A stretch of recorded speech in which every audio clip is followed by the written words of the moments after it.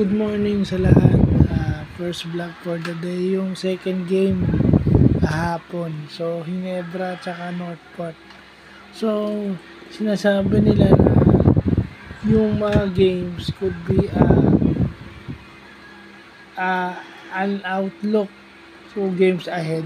So, Northport yung nakalaban ng Ginebra, 13 points yung lamang. Walang problema doon, pero kung paano ko ang nakalaban nila San Miguel o Magnolia. Okay? Benky Joyce is parang cancel out lang sila ni Bishop. Pero what if kung ang kalaban niya is si Benny Boatwright at saka ang kalaban nito ay si Tyler Bay na mas bata. Okay? Siguro mas bata itong si Benny Boatwright at saka si Tyler Bay. So paano 'yun? So siguro doon lumalabas yung sinasabi natin dahil maganda yung laro ng Ginebra.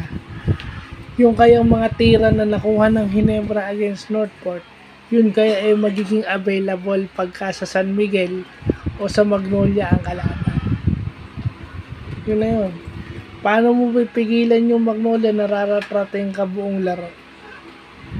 May magandang perimeter defense.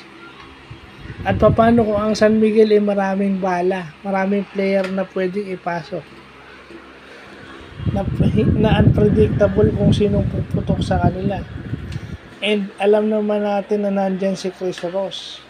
Playoffs ngayon, so lalabas ba si playoff Ross on both ends of the floor?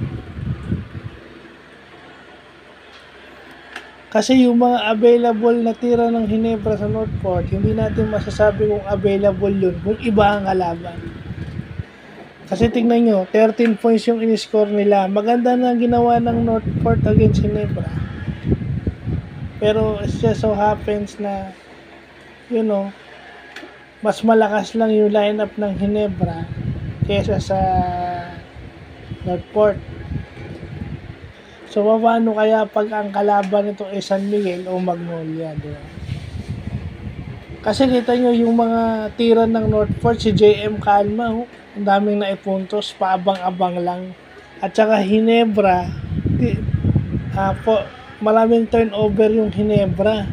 Na kapag ibang team yung nakalaban, baka hindi na sila makabawi pag nag-commit sila ng maraming turnover. Marami silang turnover doon. Minsan unforced pa. So, yun yung outlook natin na paano kung iba yung nakalaban ng Ginebra at hindi Northport. And wala yung main guy ng Northport na si Arvin Tolentino. So, dagdag pa yun sa factor ng pagkatalo ng Northport against Ginebra. Paano kung makalaban ng Ginebra is intact yung roster na full complement? Diba? Kasi itong mga panatiko, basta panalo Pero pag natatalo, marami rin excuses para ding mga panilibron to. So, yun lang po.